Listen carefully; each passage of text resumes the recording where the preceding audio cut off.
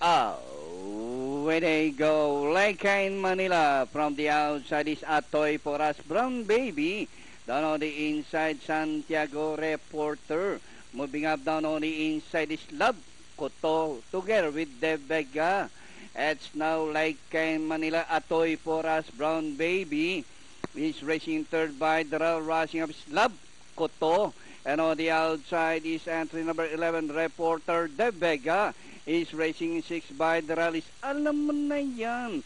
Alongside is Santiago, si Patrol Nato Princess.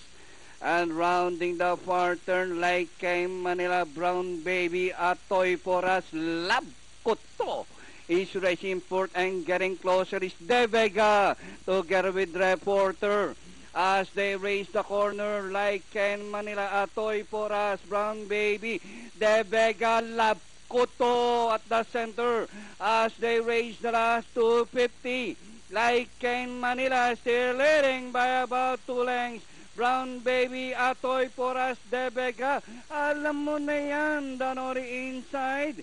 And it's still like Ken Manila by about 2 lengths followed by Brown Baby. And finally, like Ken Manila, Brown Baby, alam mo na yan, Atoy for us, De Vega.